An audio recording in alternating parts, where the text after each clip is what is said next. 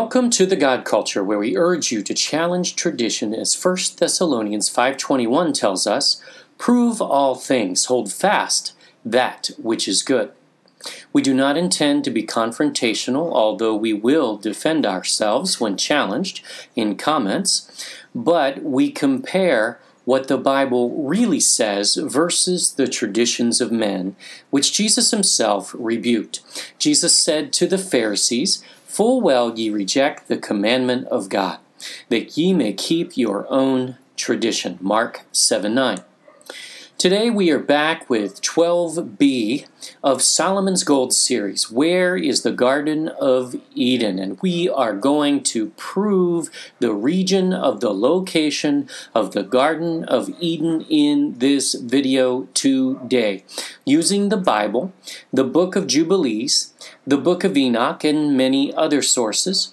And we will narrow that down further in the next video, part 12c, breaking down the elements of those narratives to tie it all together. And we will propose an exact location in 12d. But what difference does it make anyway? Who cares where the Garden of Eden is located? Why bother? For much the same reason that so many scholars have bothered to peddle an occult narrative of the garden being in Babylon, of all places. Do you know what the Garden of Eden is? It's not just a nice secret garden of pretty flowers and nice trees and a great story. It is the most significant of the holy places, the most significant place on earth. It matters to Yahuah God, and it should matter to us, especially if you live in that area in which the garden is located. But shouldn't we just focus on salvation? Because that's the only subject in the Bible, isn't it? Really? Though it is an important evangelistic message, and we certainly believe and have proven that for many years. Most of the Bible, however, is not specifically about salvation. There are many other topics. Why? Because Yahuah God wants us to progress in our relationship with Him personally through His Son Yahushua Jesus. Why? Because He loves us and wants true intimacy for us. Not for us to just repeat a ritual prayer, volunteer, give, and be on our way. Yahoo! There is so much more to this relationship, and there is a reason why He provided us with the rest of the Bible, not just the salvation message, which again is very important. By the way, we have considerable experience in this area and have progressed in our thinking that educating people about who Yahuah God truly is, you know, the God culture, thus our name, is more important than anything because it leads to true salvation that sticks.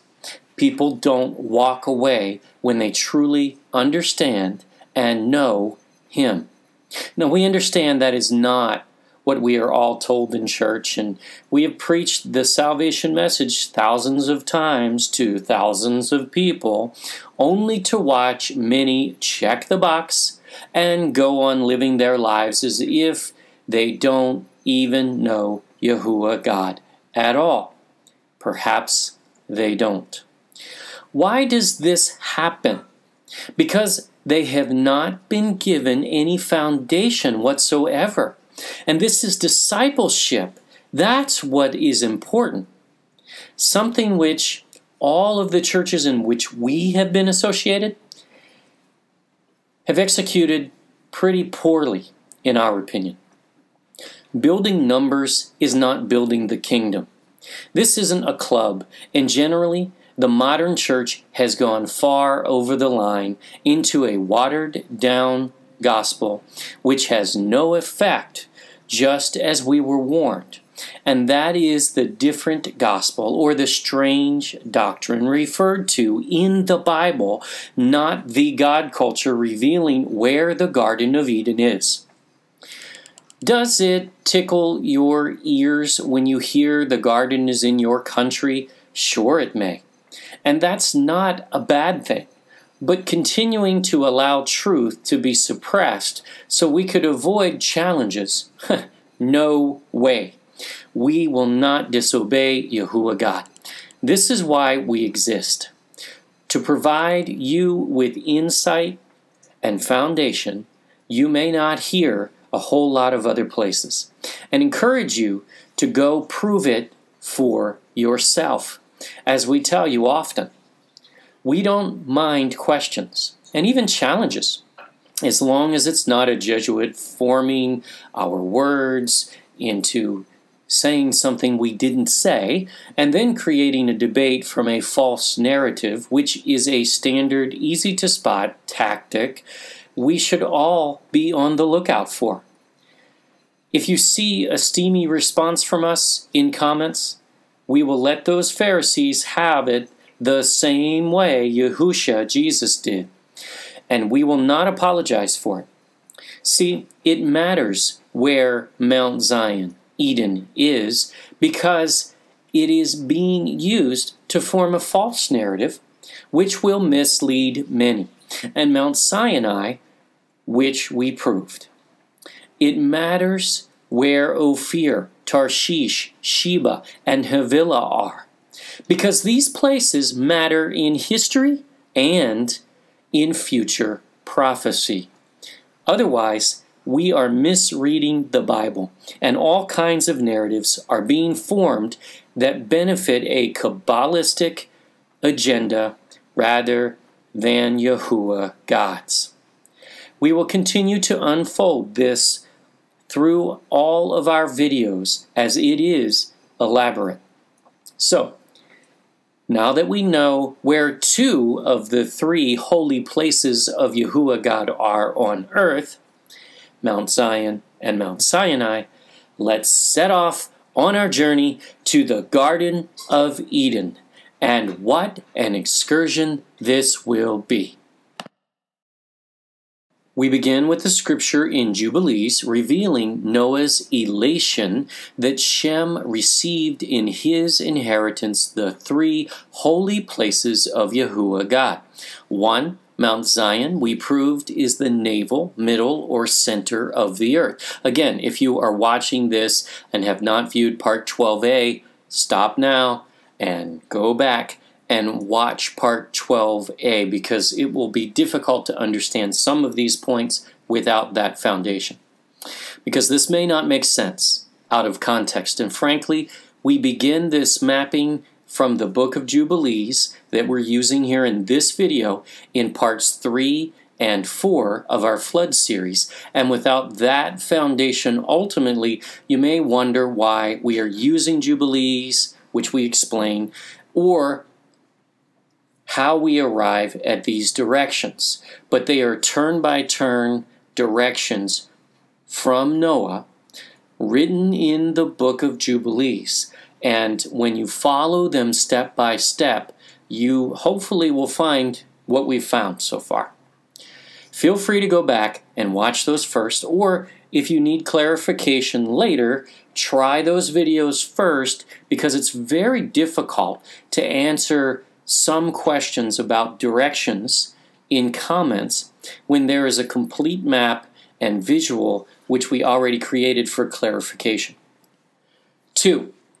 Mount Sinai, which is on the western side of Saudi Arabia, not the Sinai Peninsula as we have been told.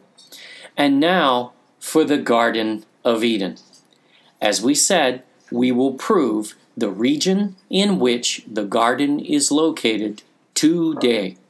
It's okay if you don't agree, but if you haven't challenged the traditional view that the garden is located in Babylon, which is most scholars, or even Africa, you likely will definitely challenge those by the end of this video.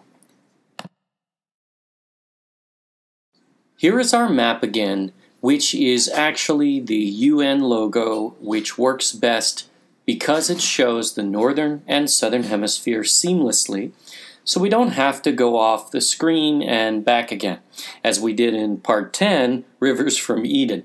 And it was a little difficult using the traditional maps as opposed to this one, which actually has even more history. If you haven't watched that video, Part 10, you are really missing out. And we will also use pieces of that in this presentation. But we posit our theory that the rivers from Eden can be found, and they're on the bottom of the ocean floor today. We show you a map, and we take you through it in great detail, and you will enjoy that one. For deeper understanding, we encourage you to watch Part 10. All 7 continents are here on the map, and Antarctica is the outer edge. Again, we are not entering the flat earth debate, so don't ask us. For the purpose of this video, however, we do wish to remind everyone that the ancients believed the world was a flat, round disk, more similar to this map, which is another reason why it works so well. It even does not matter what modern science has or has not proven for this video, because even basic science class taught us all that the world did not believe in a sphere Earth until pretty recently in history.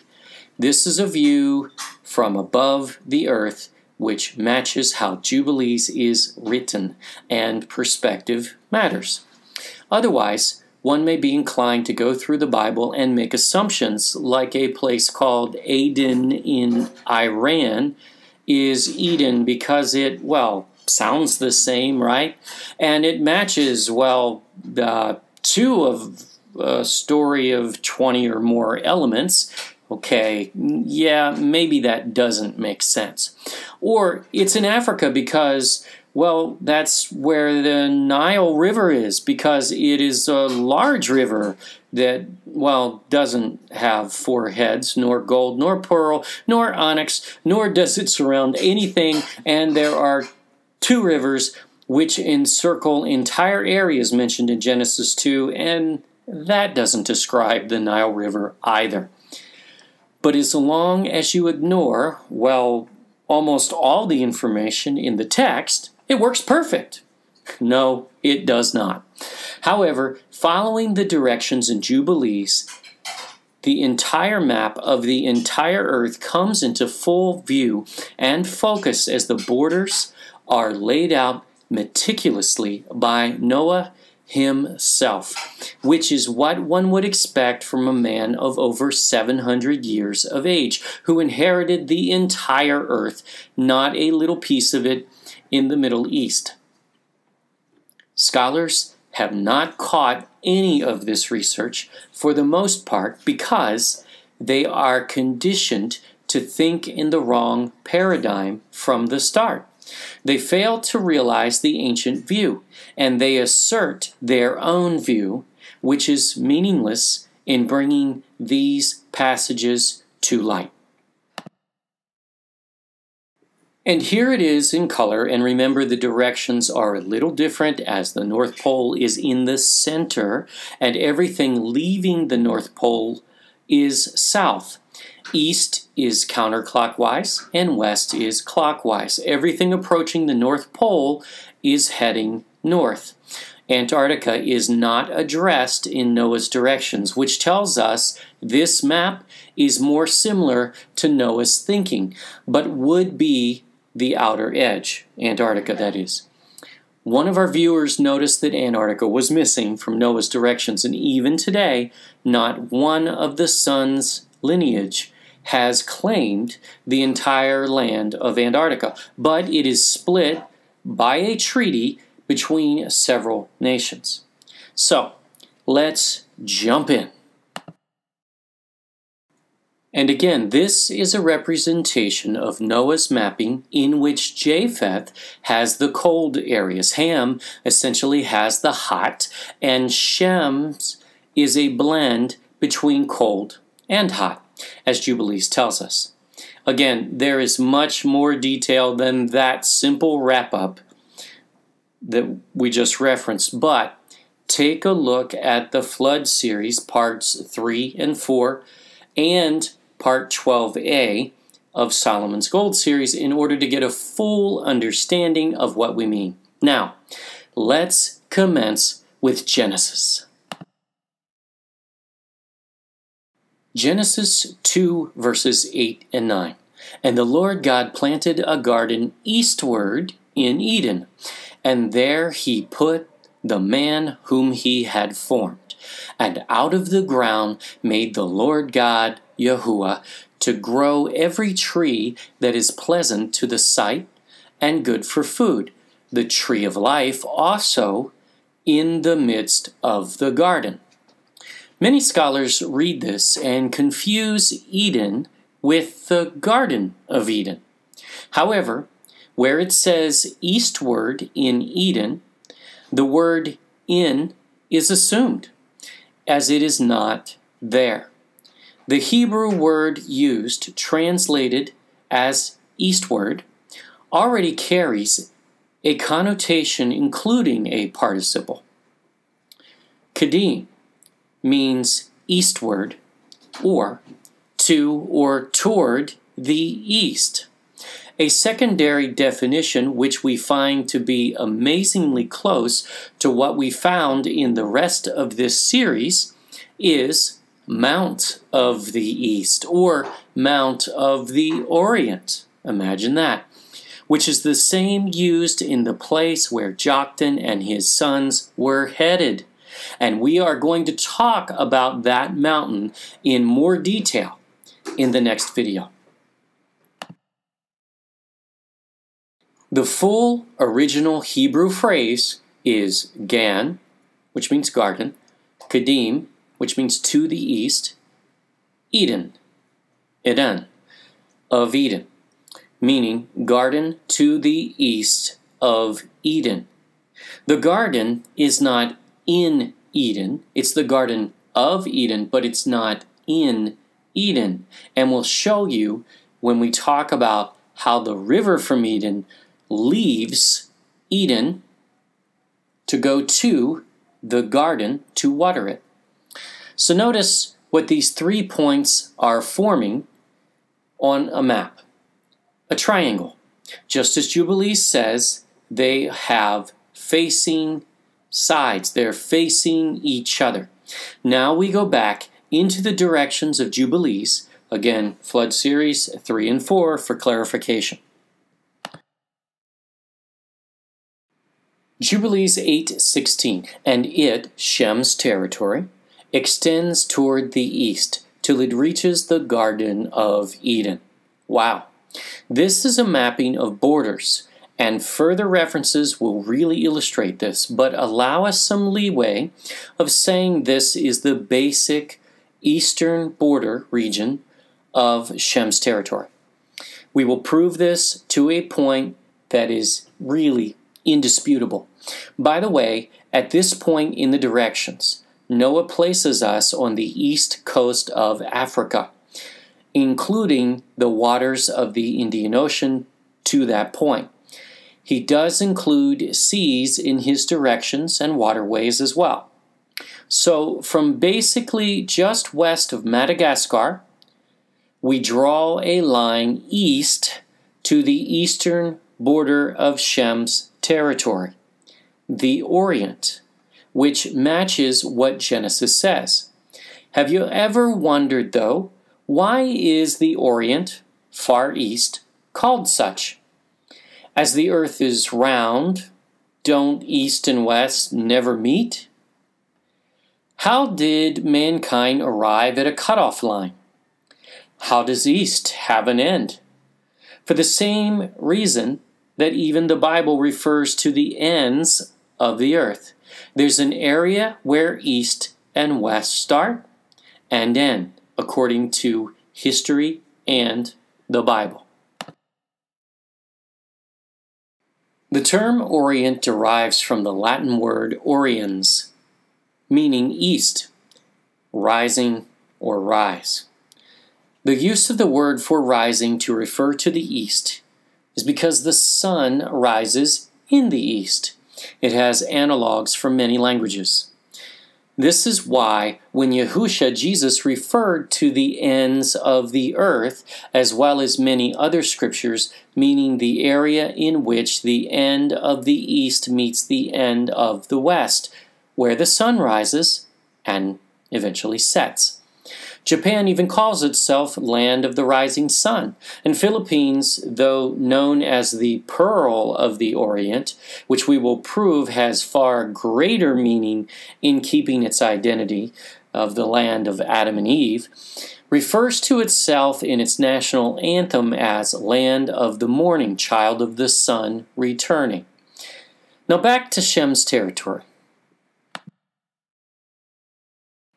And it extends toward the east till it reaches the Garden of Eden, to the south thereof, to the south, and from the east of the whole land of Eden, and of the whole east. It turns to the east, and proceeds till it reaches the east of the mountain named Rapha, and it ascends to the bank of the mouth of the river Tina. This is why we need maps. This would be impossible to explain without it.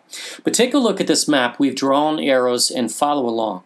We already showed you this, and other descriptions place Eden in the North Pole. But the garden planted eastward of Eden is in the Orient, the Far East. 1.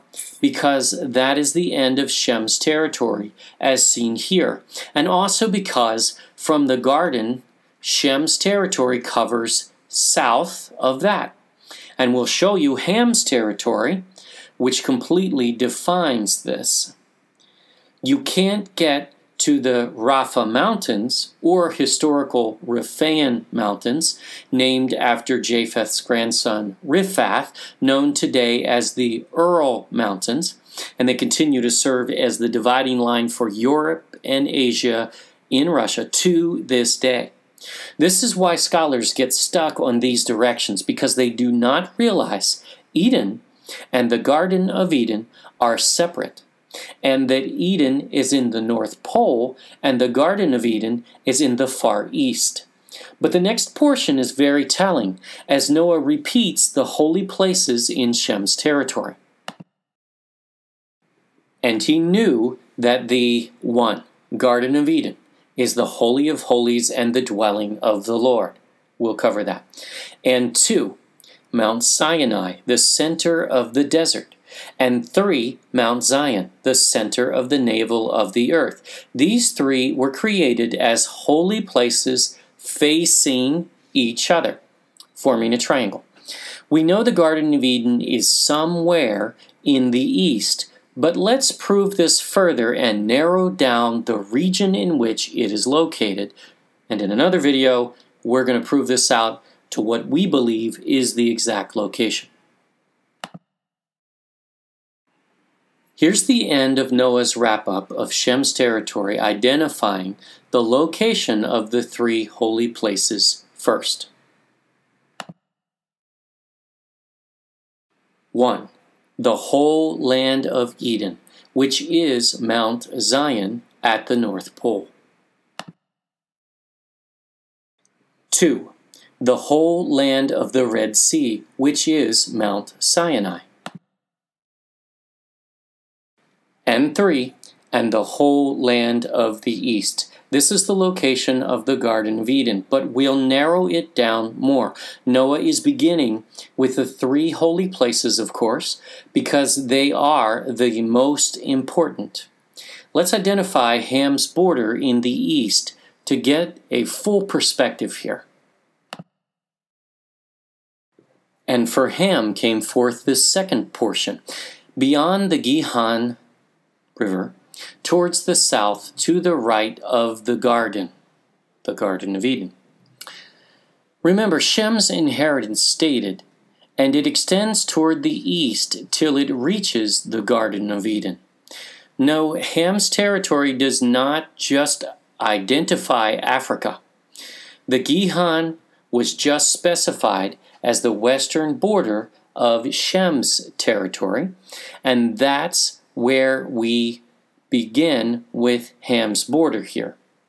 So what we have here is a clear definition that Ham's territory begins at Shem's border at the Gihon River, basically the African coastline, the eastern coastline, and goes all the way around the earth, yes, around the earth, to the Garden of Eden, or just to the right of it, which you'll see.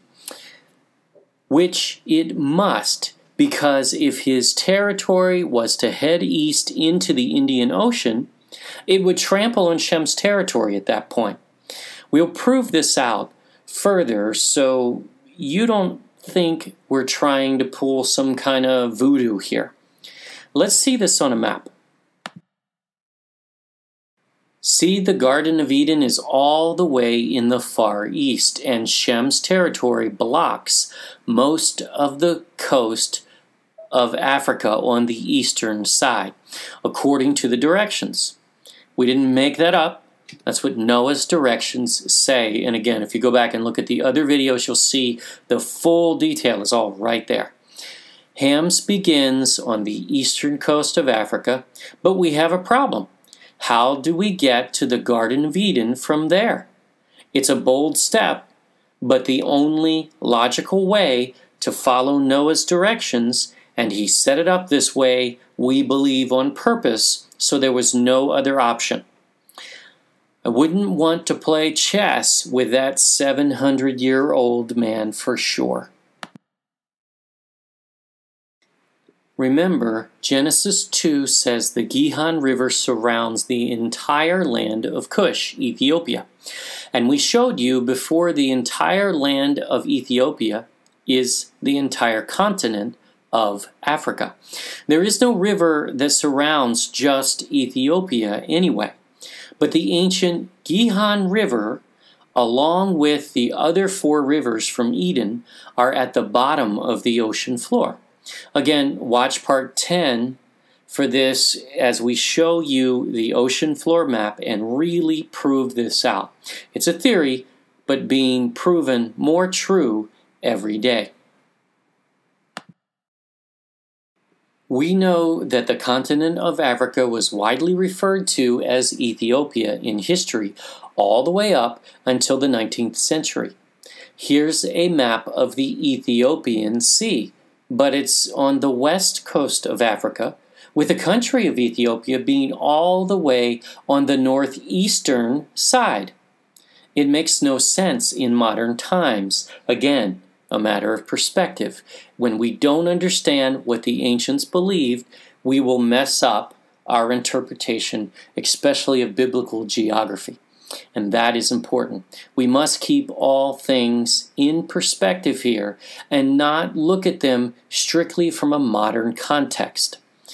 The Atlantic, at least in the south, was called the Ethiopian Sea up until 200 years ago, proving the entire continent of Africa was referred to, whether interchangeably or whatever, was referred to as Ethiopia.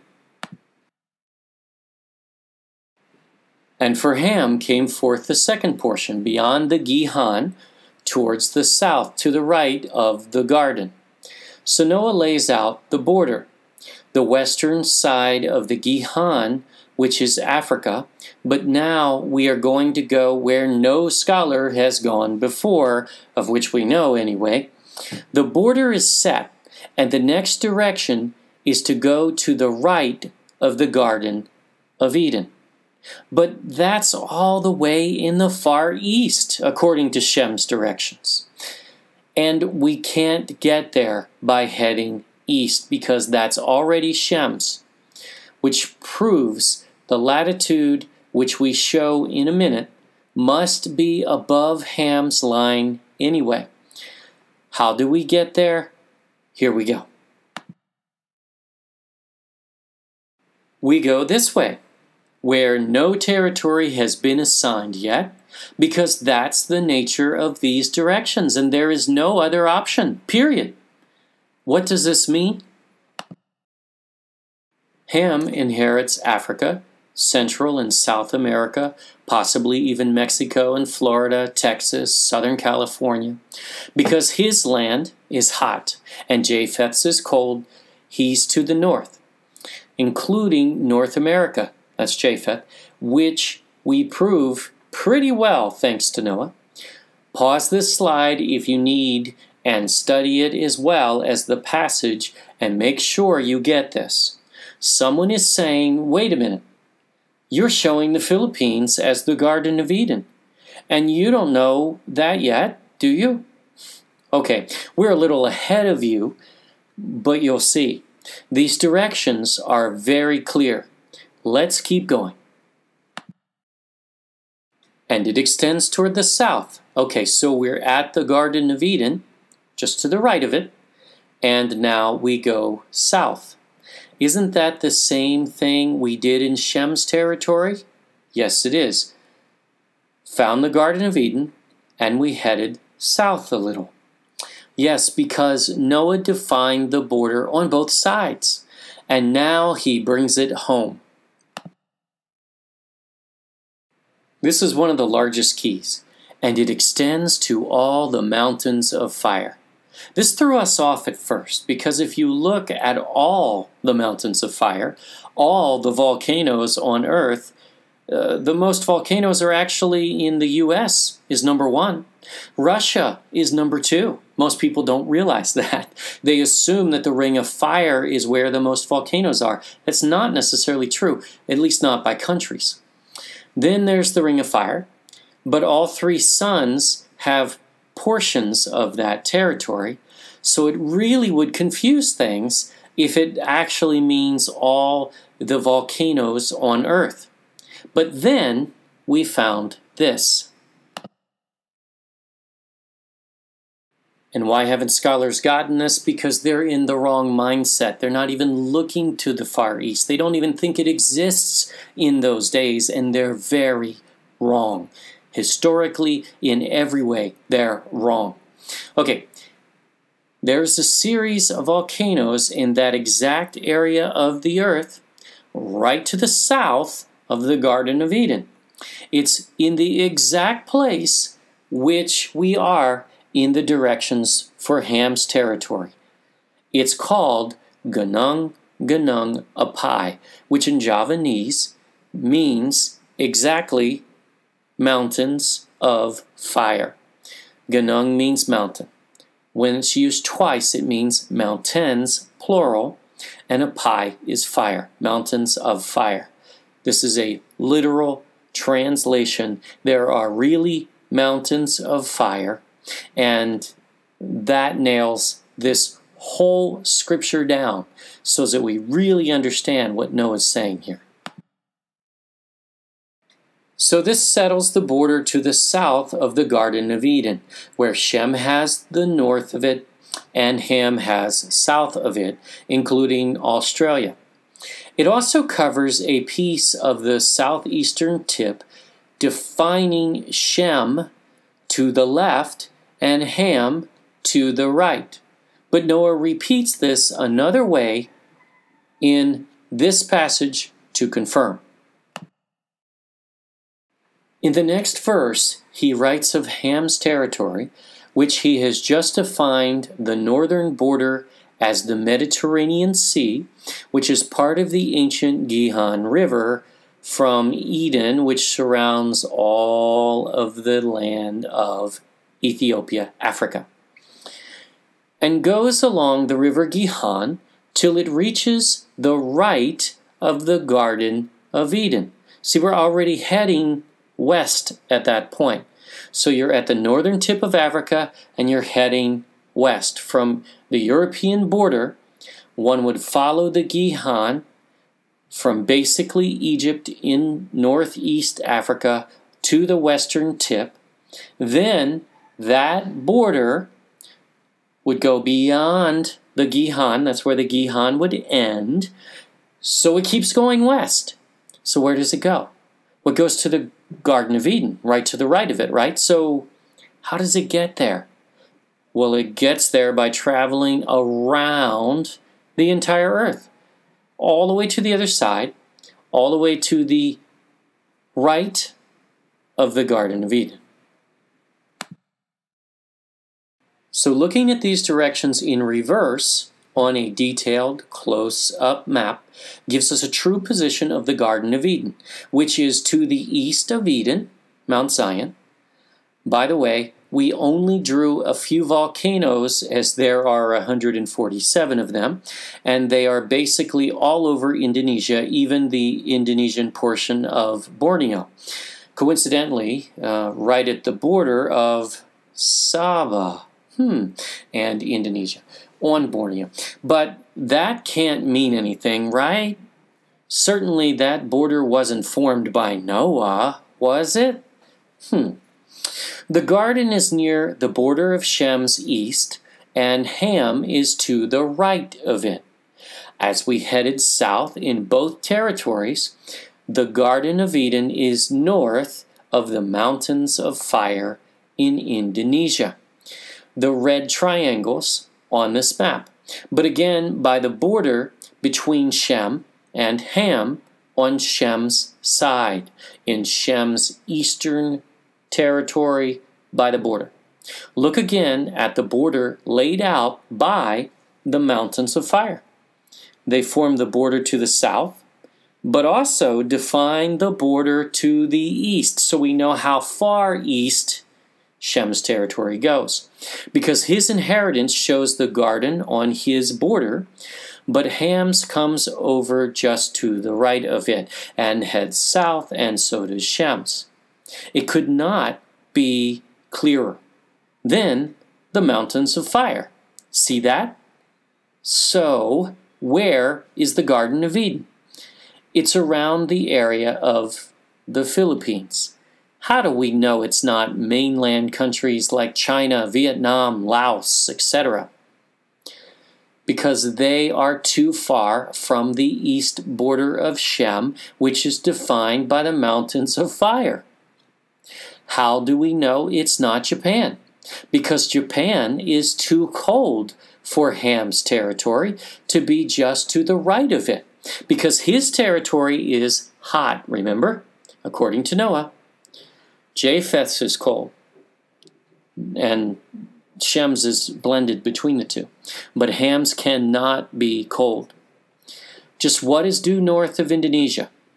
The Philippines and Borneo / Malaysia, Indonesia. Well, actually, not Indonesia, because there's a volcano, as you see on the map. There's a volcano right at the top tip, the northern tip of Indonesia on Borneo. So the only part of Borneo that could be part of this is above that. And what's there? So that narrows it down.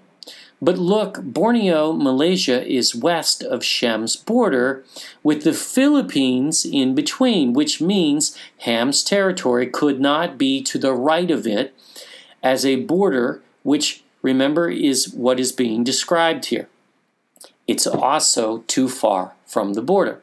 That leaves one area, and only one, the Philippines. Why not the international date line? Well, history does not bear out that the Far East or Orient goes that far. Never has. And we are in the East in these directions. In fact, go back and look at the slide we showed you before of the Orient, and you'll find those islands are not part of the Orient.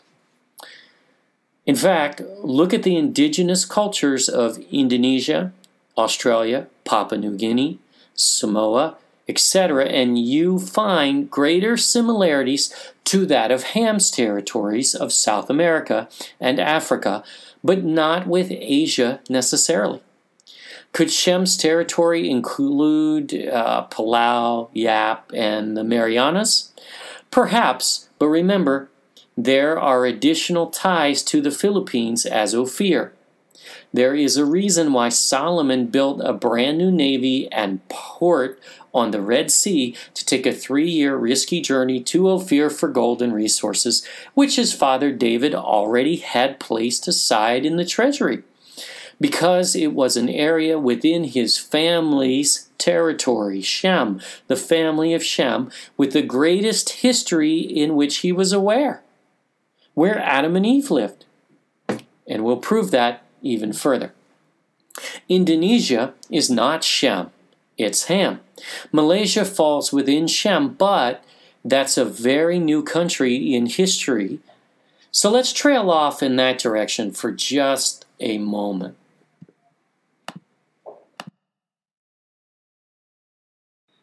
Don't forget Sabah, which is the northern portion of Borneo or Brunei, Malaysia. Who does that actually belong to anyway? Well, there's a dispute going on, but ancient history actually tells us, and it's right there in the name. Sabah means from Sheba. In other words, a territory belonging to Sheba, just as it did for Ethiopia, the wrong Sheba and wrong Saba, which was from Sheba, from Ethiopia. Again, the wrong Sheba. No, from Sheba is not Sheba.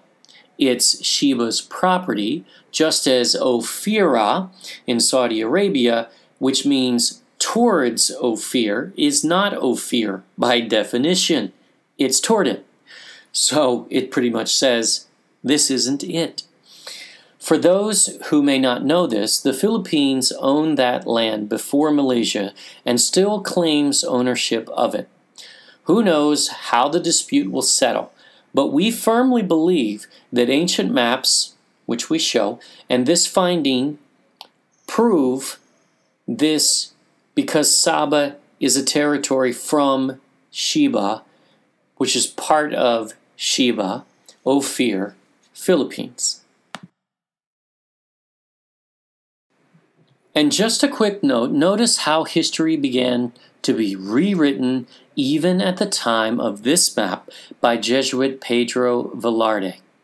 Where are these guys on the left from the Boxer Codex, who were described as innumerable? Well, they're so innumerable that I guess they don't exist anymore, according to Jesuit Pedro Velarde. Likely wiped out at this point, maybe. At least their gold was. Perhaps you endear Jesuits, and we are not trying to offend you, but if you cannot see the obvious, may Yahuah God take the blinders off your eyes. We actually received some comments trying to marginalize the Boxer Codex. Of course, they ignored the other quotes which we provided within the same context. So, here are a few quotes again to reinforce this. The ones in this particular picture may well be what the Spanish would consider royals, yet that term does not fit their own observations. Let's look. Antonio de Morga wrote, "About their necks they wear gold necklaces, wrought like spun wax." This is an eyewitness account, by the way. "And with links in our fashion." Is that because much of this jewelry design originated in Ophir? Some larger than others. On their arms they wear armlets of wrought gold, which they call calambigas, and which are very large and made in different patterns. How did these native tribal peoples figure out how to work with gold so intricately? And why would it even matter to isolated tribes in the middle of nowhere with no contact with the outside world, which is what we've been told? Because that is not true. That's why.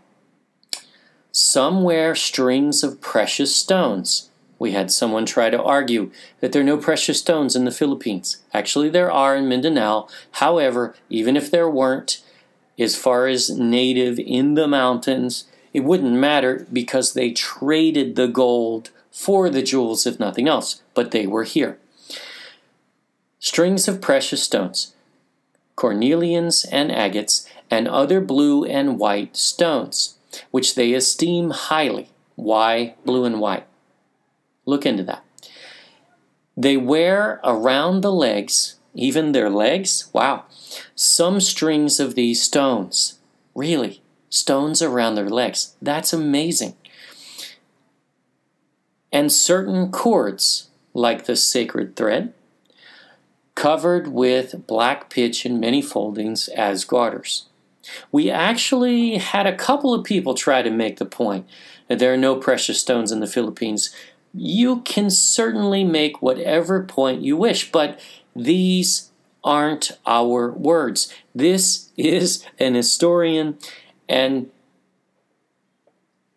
we're not going to ignore what he's saying. But surely, he's only referring to the royals, right? Not the other classes of people.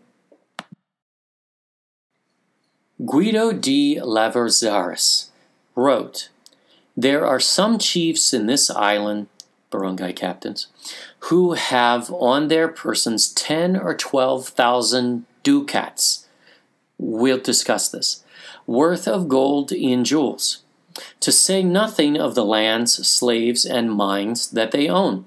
There are so many of these chiefs that they are innumerable. Likewise, the individual subjects of these chiefs have a great quantity of the said jewels of gold, which they wear on their persons, bracelets, chains, and earrings of solid gold, daggers of gold, and other very rich trinkets." This is the common man. "These are generally seen among them. And not only the chiefs and freemen have plenty of these jewels, but even slaves possess and wear golden trinkets upon their persons, openly and freely."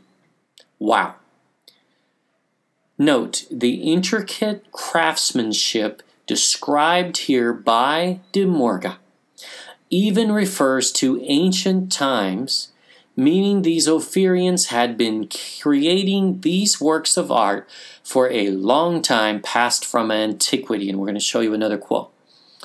Chiefs would be barangay captains at that time, which was the highest level in government, and there are so many, the Spanish were initially unable to count them all. They are describing a different form of government. But did only those chiefs, really barangay captains, own gold though? No, the common man did as well, and a considerable amount even on their person, according to this account.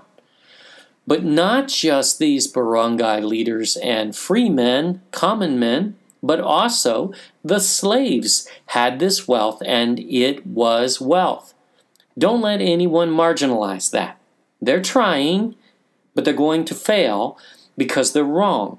Some try to make the point that gold did not have the same value in the Philippines as in Europe. And to that point, we would actually agree a little.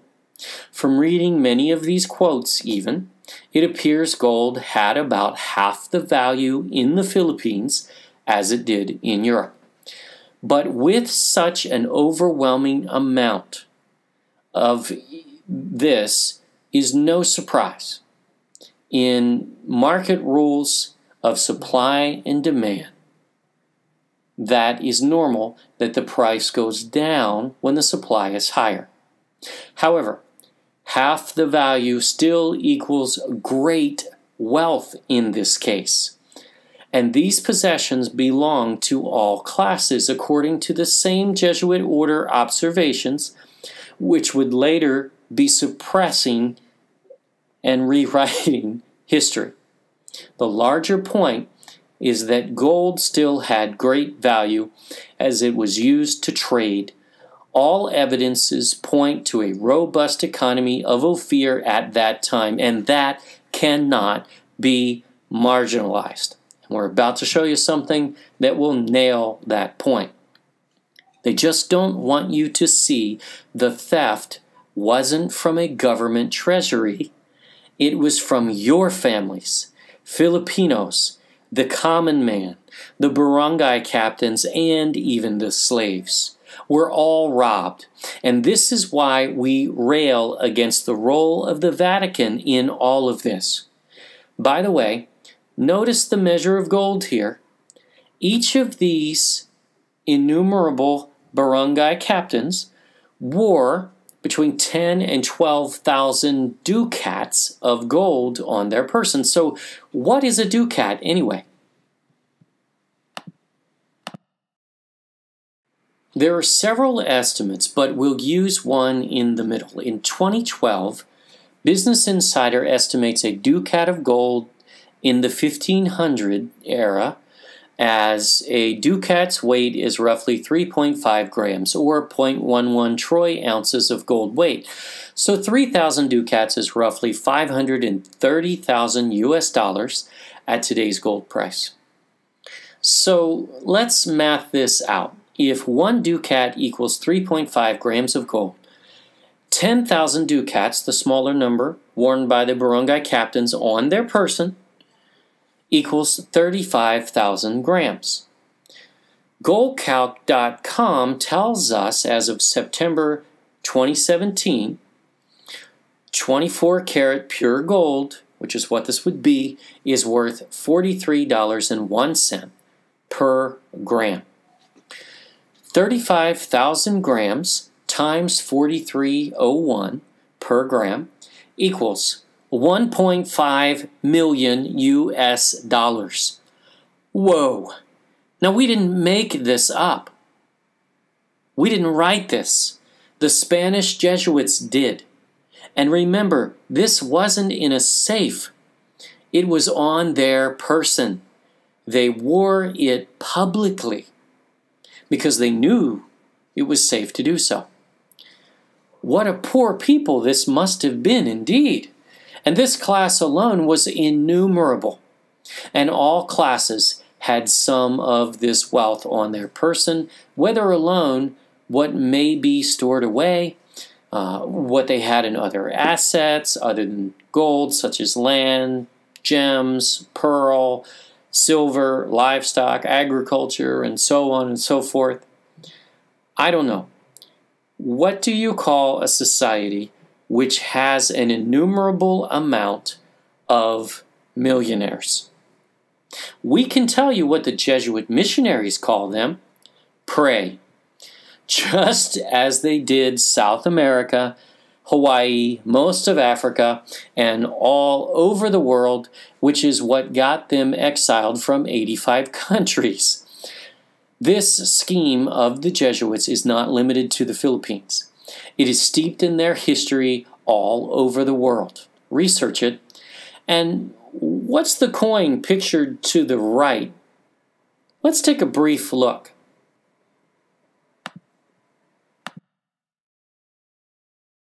This is an example of a ducat in circulation in 1616, fairly close to the era, in Europe, similar to that of the Spanish.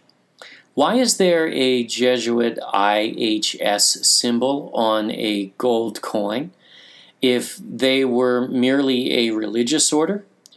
You do know they run the Vatican Bank, right? They are businessmen looking for gain above all. Columbus was on a mission for gold. God and glory were told. No, he was on a mission for gold, and so were the rest of the explorers. Why is there an eye of the Egyptian god Horus above the Jesuit logo here? Did you know that there are some who make the case that IHS stands for Isis, Horus, Set, the Egyptian trinity of false gods? We can't prove that, but we have seen some compelling information. Of course, we've never found any ties within the Catholic Church of Isis, or have we? We know someone is going to go online and look up the Jesuit definition of IHS and send it to us. We are well aware what they tell us it means, but this is yet another one of those coincidences which keep piling up. By the way, the Catholic Church is not the only organization using this ancient symbology. It's actually more widespread than you may realize.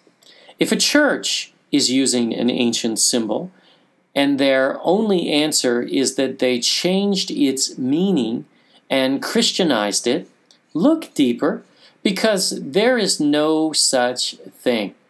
No one would use an ancient pagan symbol, especially not one representing a pagan god specifically, unless there is more to the story.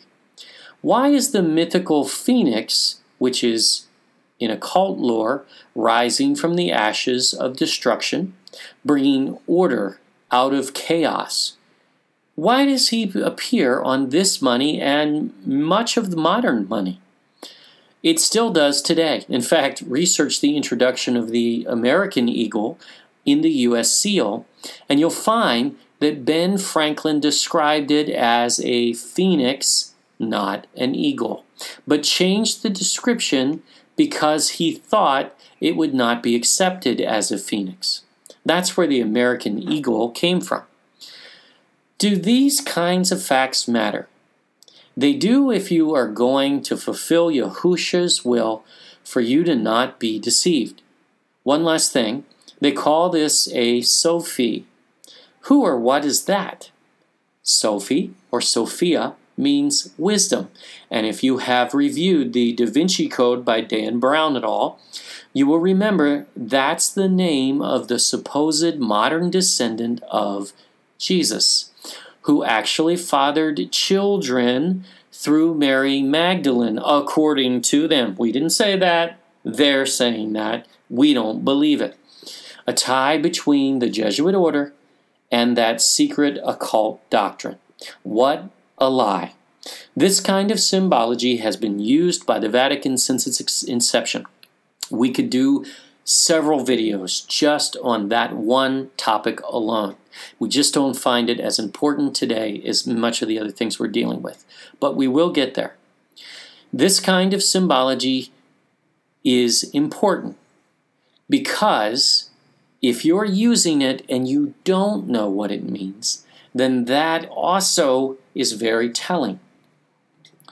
Do you think Yahushua, Jesus, used these symbols? No. Did the disciples? No way. Why do we point out these things? Because if we are going to put an occult item on the screen, we are darn sure going to tell you what it is. In time, if you don't already, you will spot these symbols with hidden meanings all over. These are on currency all over the world. But who mints the coins and prints the bills? The central banks. And who are the bankers? Well, they're from Babylon. They're Pharisees. Remember at the temple when Yahushua, Jesus, turned over the tables? Knights Templar, Freemasons, Jesuits. You may have even heard the term Illuminati. No matter the label, the leaders of these organizations are all Kabbalists who believe you and I are mundanes or goyim, heretics, infidels. Any of those sound familiar? These are all the same principles. By classifying us as something subhuman or less evolved than they can justify the doctrine of Satan, which kills, steals, and destroys. But it's okay because they're mundanes. They're not purely human. They're not on the same level as we are. It is a doctrine in which many of these believe they will become gods. Look into the likes of George Soros, for instance. Moving along.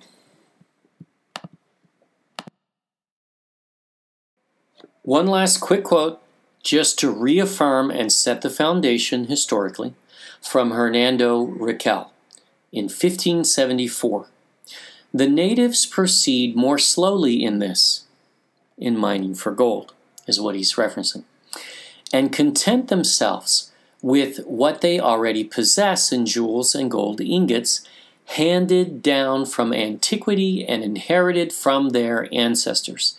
This is considerable, for he must be poor and wretched who has no gold chains, calambigas, and earrings. Wow. Now, some actually tried to make the point that we were embellishing some of these quotes, but these are exact quotes. And you can look them up for yourself, and you'll find them. They're there. It's easy to search for them online. And in fact, we've put a reference on the slide, even the books that they're from, etc. This gold was handed down from the time of Solomon. And no, it was not a limited amount, as there was so much abundance of gold, according to this, that they slowed down in their mining. They got their gold from their ancestors. From when? From antiquity. What was antiquity to folks in 1574? Well, probably likely before Yahushua, BC. Raquel is confirming Ophir, Philippines is ancient. By the way, notice where Raquel is writing about here. Not Mindanao, but Luzon Island. This was not isolated to any particular area of the Philippines. It was all over. And some try to marginalize these quotes, as well as the ancient Filipinos, as being natives wearing loincloths. And yes, some did. But there are classes of people that did not and cannot be classified that way. If anyone is going to marginalize, it would be the Jesuit historians of all people. And these are their quotes. And the reason is because these were fresh quotes. And they were writing without a filter at that point. The filter came later, though, as they rewrote the history of the Philippines. Genesis 2, 5 through 7. And every plant of the field before it was in the earth, and every herb of the field before it grew. For the Lord God, Yahuah, had not caused it to rain upon the earth, and there was not a man to till the ground. But there went up a mist from the earth, and watered the whole face of the earth. And the Lord God, Yahuah, formed man of the dust of the ground and breathed into his nostrils the breath of life, and man became a living soul. What we don't teach in church much is Adam's intimate relationship with Yahuah God, and how much Yahuah treasured it. Yahuah breathed the breath of life into Adam's nostrils, and this is why especially Lucifer, for instance, became so jealous. Even when Adam was tricked into sinning, Yahuah gave him the directions for how to atone for that sin, and Yahuah did not leave him in that state, nor mankind. Adam then served Yahuah the rest of his days, but we don't hear much about that either.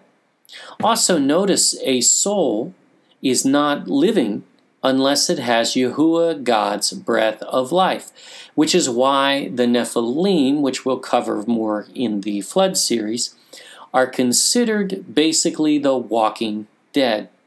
We call them today zombies. They do not have the breath of life, and that is why they are ineligible for heaven, which we will discuss further in the Flood series. And when Adam sinned, Yahuah God sacrificed animals, it's plural, coats and skins, and made them coats of skins and clothed them. We do not see this as identifying only one outfit for each, but multiple ones. That is an assumption, but a practical one that makes more sense than saying he only gave them one outfit when he sacrificed multiple animals and created clothes out of multiple skins.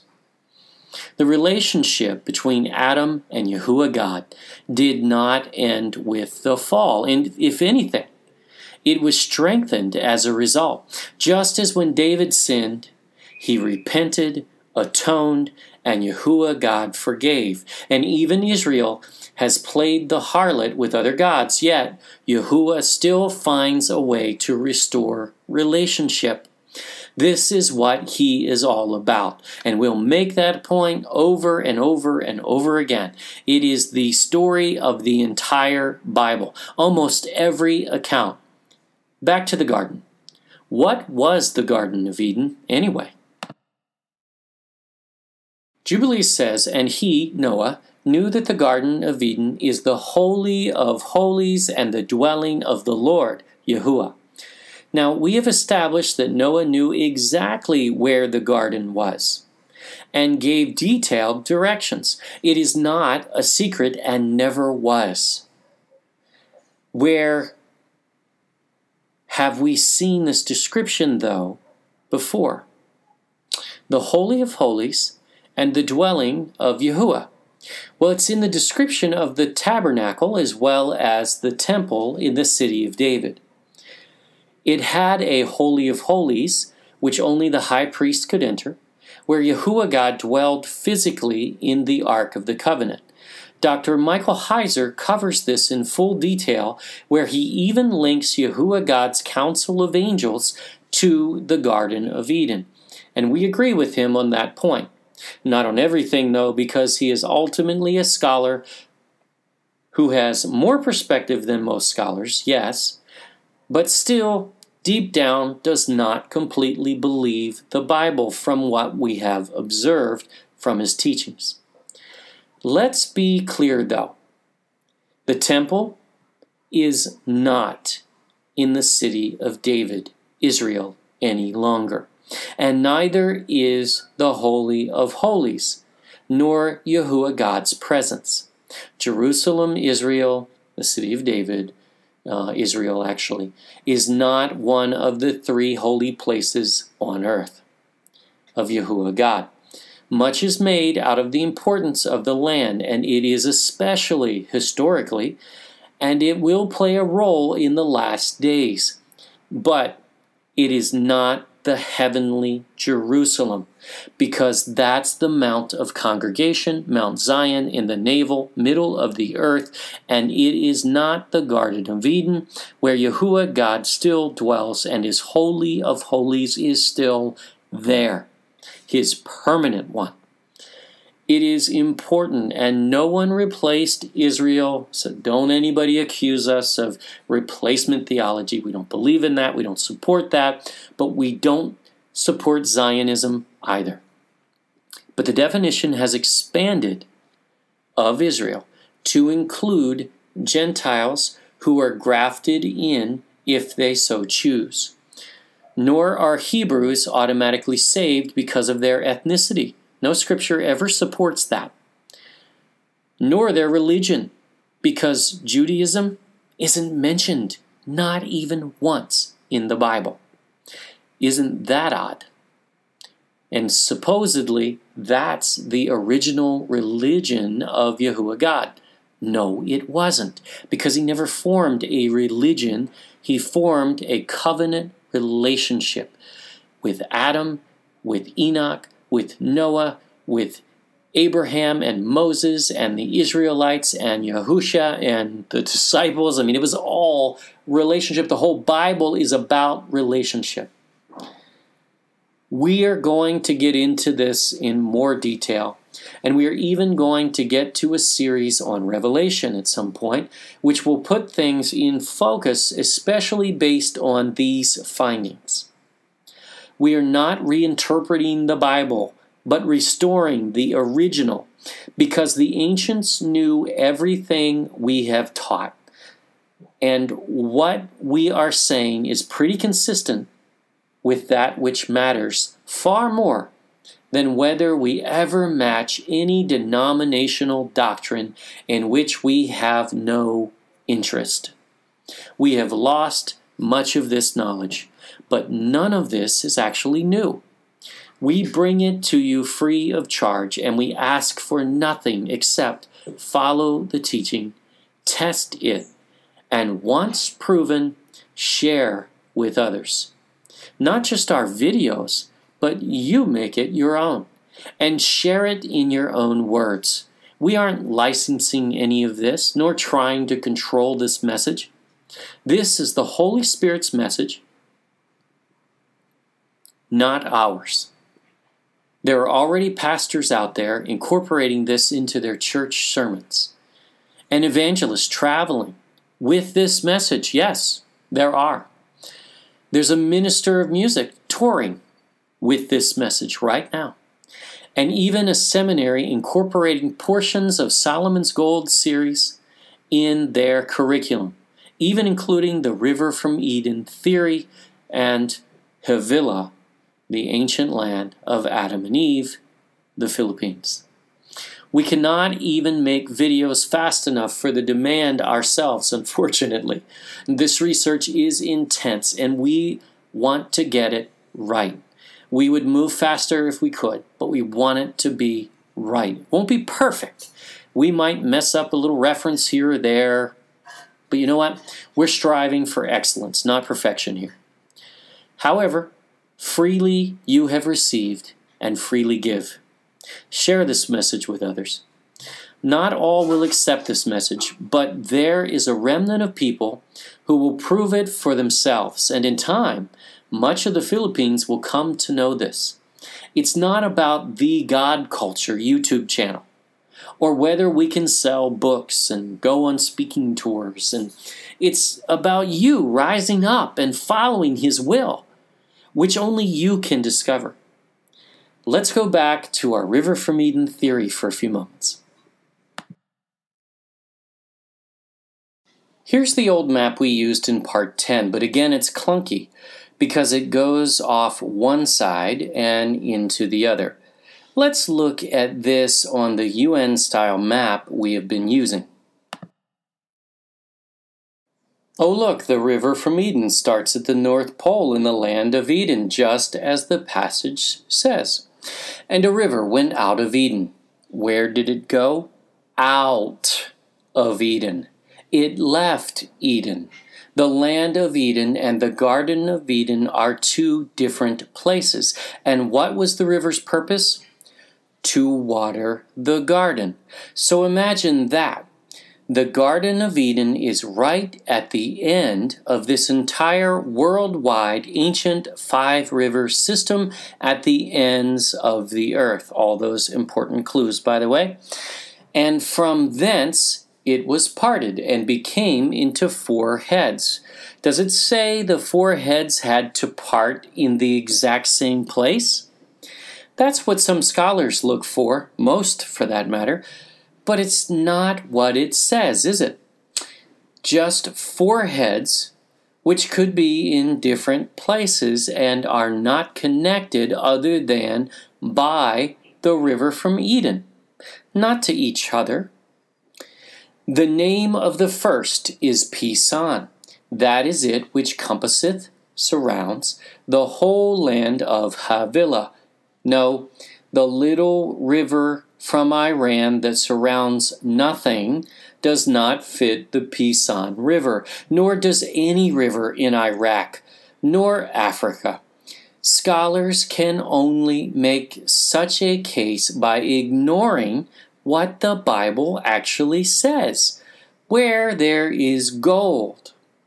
Many scholars stop here, and if there was ever a trace of gold in a river, they wish to identify it. They say it fits, but they ignore the rest of the passage, which tells us this is no modern river, and the gold of that land is good. Good. Plenty. The most gold of any land on earth. And by the way, that is indisputably the Philippines. We've proved that well over many times in this series. There is bdellium. Bdellium is pearl, not resin from a tree in Africa, and we proved that in part 10. But are there ancient pearls in central or northern Iraq and Iran? In the Nile River in Africa even? Tiny ones perhaps, but not giant ones, which means more ancient. And we'll explain this, because the way pearls operate, the older the clam, the larger the pearl. That's the way that it works. So where you found the very largest of pearls are the very oldest of clams. And the name of the second river is Gihon.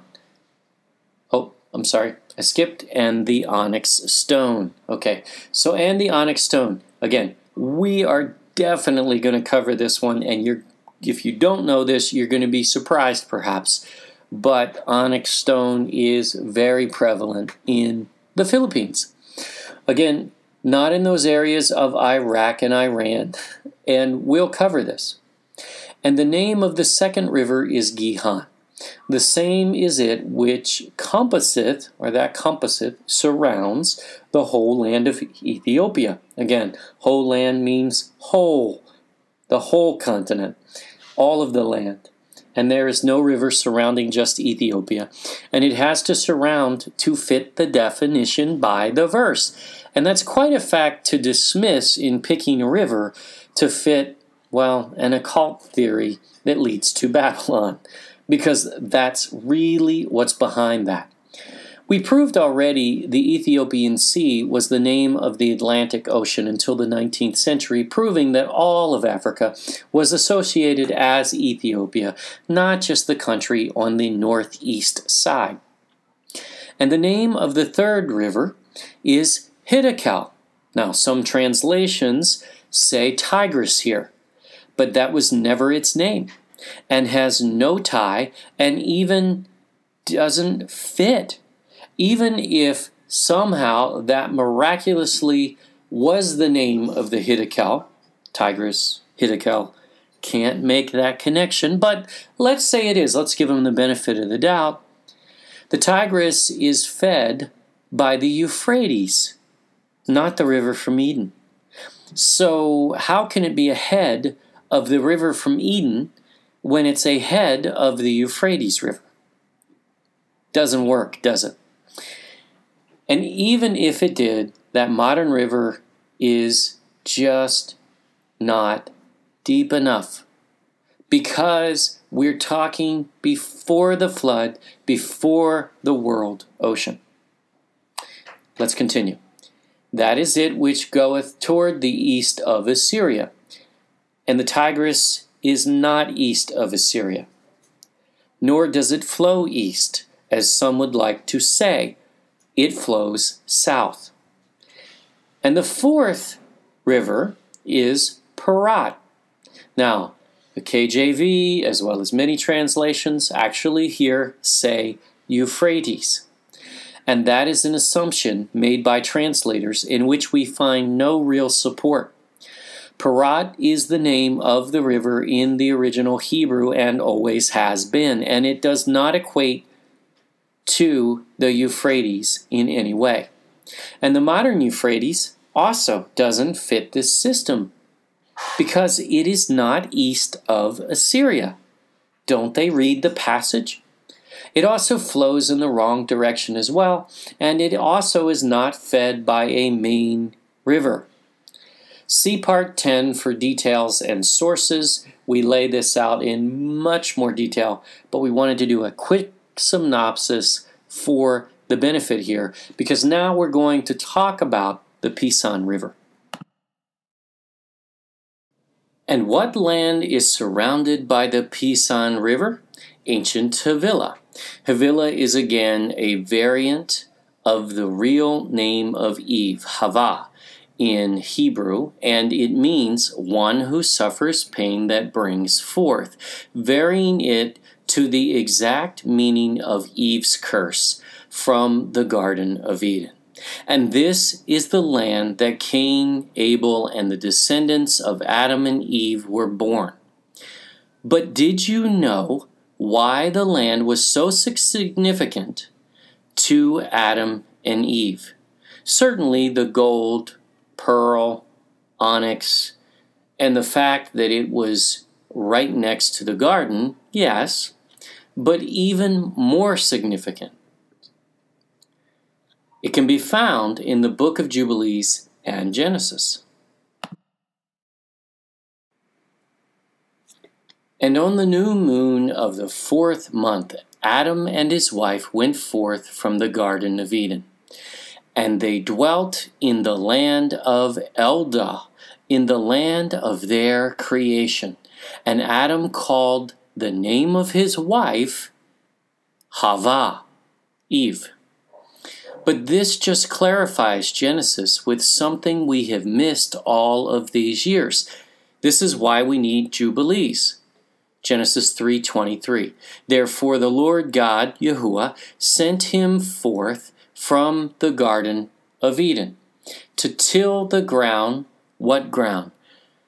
From whence he was taken. What ground? The very ground from whence he was taken. The land of their creation. The soil that Adam was tilling was the same exact soil used in his creation. Wait a minute. Did you get that? This was the very soil in which Adam and Eve were taken and created. Eve still came from the same soil. The rib from Adam came from that soil. So it's the same soil. Next time you plant something in the ground in which you tread, remember that is the very land in which Adam was formed out of. So where did man originate? The Philippines, not Africa, or anywhere else. They try to tell us because they just don't know. Here's what else we know. The land of creation was called Eldah and was east of the Garden of Eden, which is where they, Adam and Eve, lived after the garden. Remember that Eve, Havilah, did not actually have a name in the Garden of Eden, period.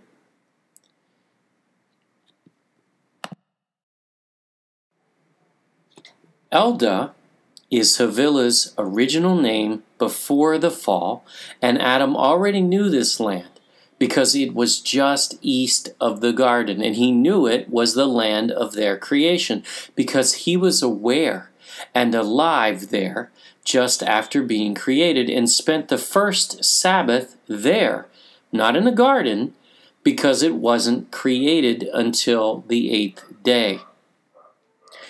This land was highly significant and important to Adam and Eve, and this is why they went there and stayed there the rest of their lives. And so did their generations, all the way through Noah. This is where all of his children were born, his grandchildren, great-grandchildren, and so on and so on and so on, and Adam lived to see something like 9 generations born, which is amazing. Can you imagine that? 930 years. This is the cradle of human civilization. Not even the Garden of Eden. Eldah, Havilah, Ophir, Philippines is the cradle of all civilization. Period. The land of creation. Wow.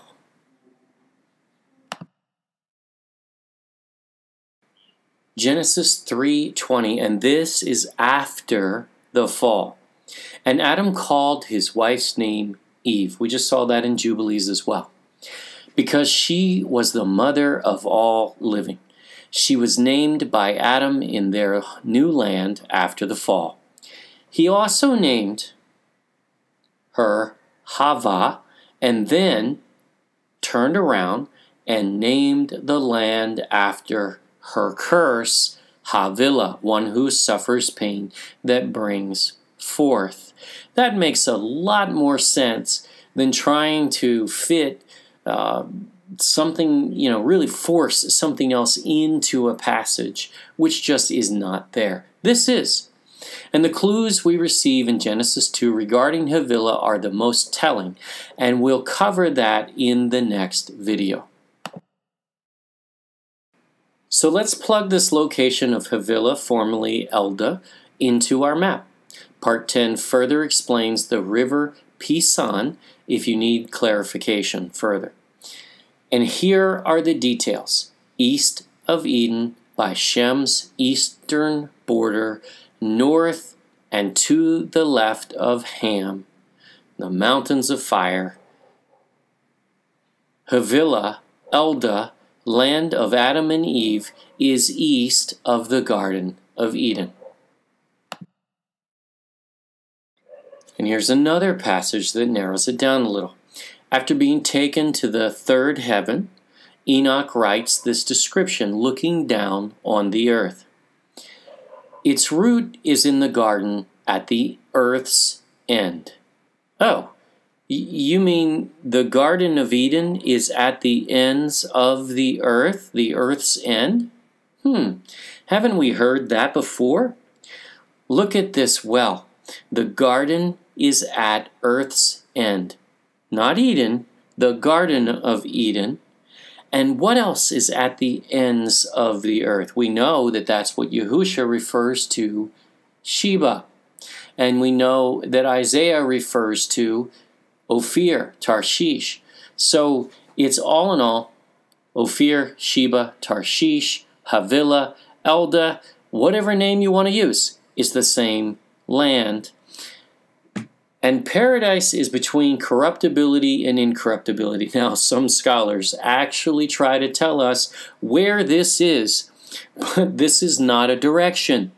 The garden is incorruptible, and it is adjacent to the corrupted land, meaning there is sin in it. And two springs come out which send forth honey and milk. He's talking about the land of Eden in the North Pole at the moment. Now see, he's viewing them as connected because they are. They are connected by the river from Eden. Watch what this says. And their springs send forth oil and wine, and they separate into 4 parts. What's he talking about? He's talking about the river from Eden, the 4 rivers from Eden that come off of the river from Eden, so the 5 total, and go round with quiet course. They go round, around. Yes, they go around the earth, not just the Middle East, and go down into the paradise of Eden. So the Garden of Eden is down. We'll deal with that further, but that is a key clue between corruptibility and incorruptibility. And thence they go forth along the earth. So once again, this is a worldwide description of a worldwide system, not little modern rivers in Babylon that don't even connect to a main river, that are in no way connected, and have a revolution to their circle even as other elements.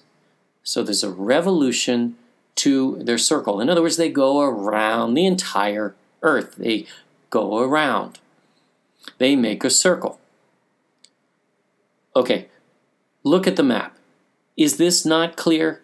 Enoch is saying this ancient river system travels the world in a circular pattern. We have been thinking of this in a limited mindset all these years.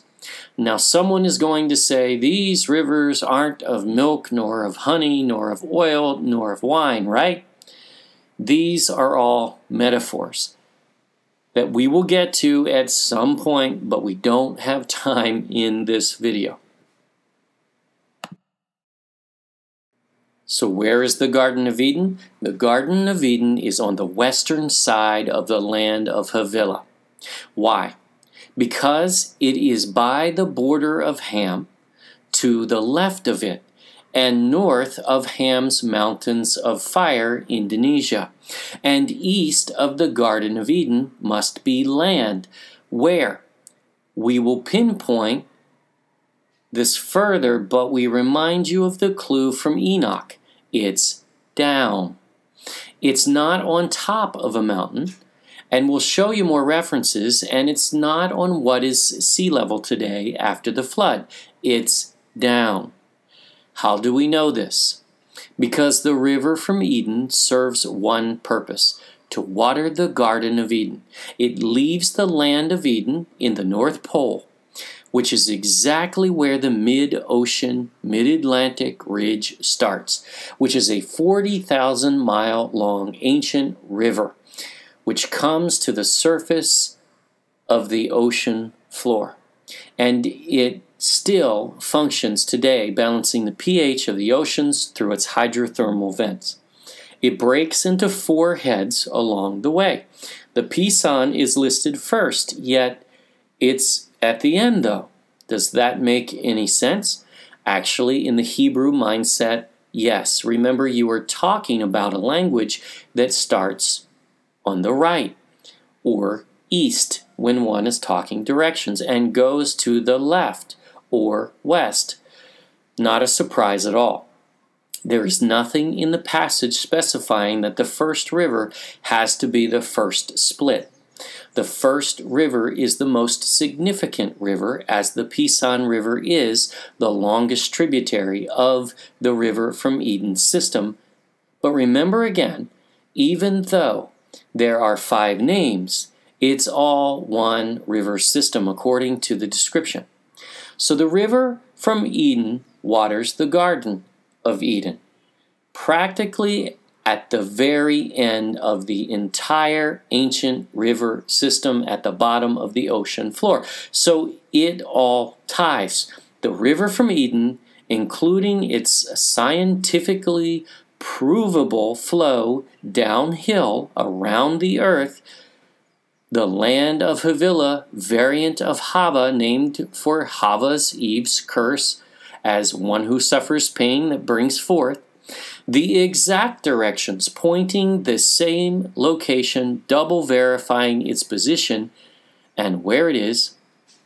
It is Havilah, Ophir, Sheba, Tarshish, all modern-day Philippines. Again, not our theory, but a proving out of the mapping of Jubilees, understanding the Hebrew, history, geography, map of the ocean floor, science, and most especially the directions and clues very evident throughout the Bible, even in the New Testament. Oh yeah, and Yahushua, Jesus, called this the ends of the earth in Matthew 12:42 and Luke 11:30, where the Queen of Sheba originated. Why? Because it is the ends of the ancient river system, as well as being the end of where the east and west meet. This is a term in light of the flow of the river from Eden, from the land of Eden to the Garden of Eden, and even passes right next to Mount Sinai, the other holy place along the way. Wow! The 3 holy places of Yahuah God all are positioned along the river from Eden and its tributaries. However, we are not done with holy places, because there is one more mentioned, but it is part of, or at least adjacent to, the Garden of Eden. And that is the Mount of the East. You mean the Mount of the East mentioned in Joktan's journey in Genesis 10, where we first started this whole series? Yep, the same one.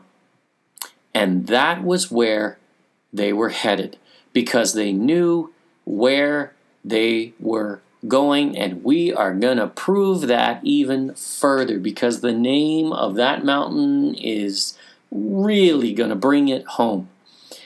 They weren't just nomadic travelers finding what they could.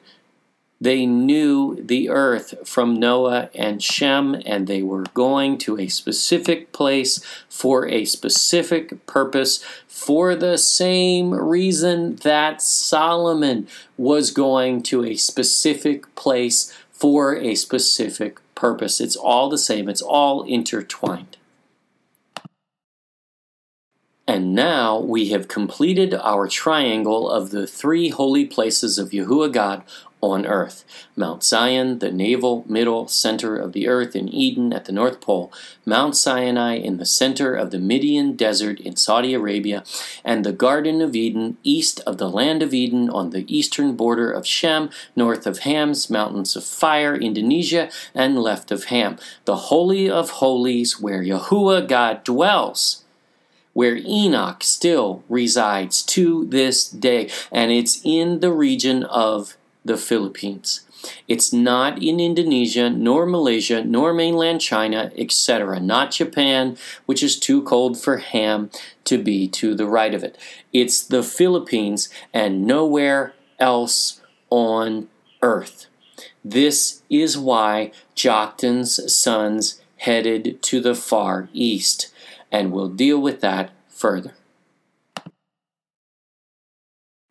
So, did we find the Garden of Eden? Nope. Noah did.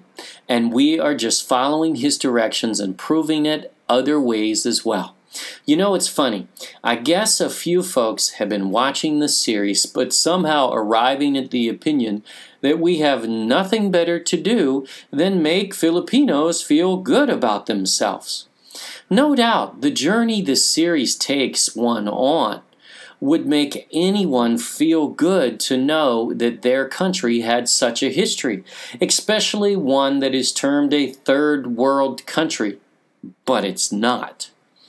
And there is nothing wrong with that. However, we have a lot of subjects to cover, and anyone who has watched our videos knows we are not pandering to anyone. We have no problem stepping on toes, including toes of Filipinos, when it makes sense, such as Isaiah, who gave the warning about idols. Some people didn't like that, but you know what? We are going to be true to the Bible and to Yahuah's message above all things, even ourselves. However, just look at some of the comments we get, and some of the emails get worse. Most are very positive. We appreciate that, but we get blasted plenty.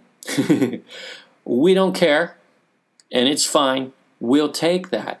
But the point is, we could stick to the traditional basic ideas and get invited to speak at churches and go on tour and write books and, you know, all of those things and try to take advantage of the situation.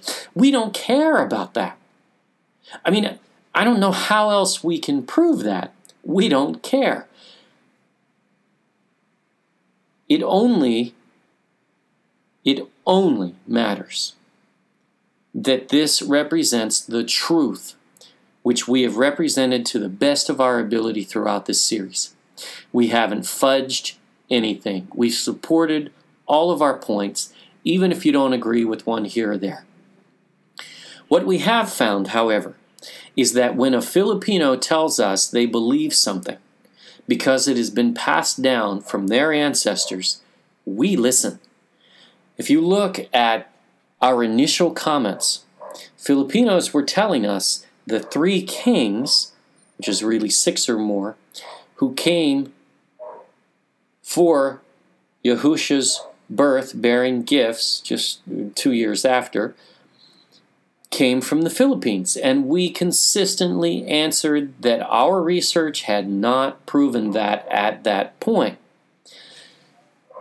They have been telling us the Philippines is the location of the Garden of Eden. And for a while, we dismissed this as well, because yes, it sounds too unbelievable. I mean, isn't it enough to prove that this is Ophir? Well, no, because if that's not the full truth, let's go get the full truth. Let's know it all. Let's know everything. And there must be more to this land. There's got to be more to this land to be so significant. I mean, Solomon didn't just place this as a place to come and trade. It is far too large of a risk, and he was far too smart of a man. It is just not good business sense. Yet, he did it anyway. And he did it because he knew his history. He knew what Ophir was, and he knew it was ancient Havilah. He knew the river from Eden surrounded it, the Pison River. He knew it all. However, when we really researched all of this, they were right. Filipinos were right about the three kings. They were right, not us. That wasn't necessarily our idea. The research led there, but we were encouraged to look into that several times. And we are now finding out that they were right all along about the Garden of Eden. Does it seem unbelievable? Of course, because we have all been told this is a third world country of little significance. How could it house the Garden of Eden? Oh my goodness, that, couldn't be. It's insignificant. No, it's not. This is the most significant land on earth in all of history. We still have 2 more videos on the heels of this one, and they'll be coming very soon. We're almost done actually with the next one, and we'll be recording it within the next few days and getting it up. We will explore in 12c the elements of the story of the Garden of Eden to see if they make sense in the context of this find. And in 12d, we'll go even deeper into the Philippines history and Hebrew context, which will allow us to make a strong projection as to the actual location of the Garden of Eden. Thank you for watching our Solomon's Gold series. Please share this video with others, subscribe to our YouTube channel, and view our website at thegodculture.com.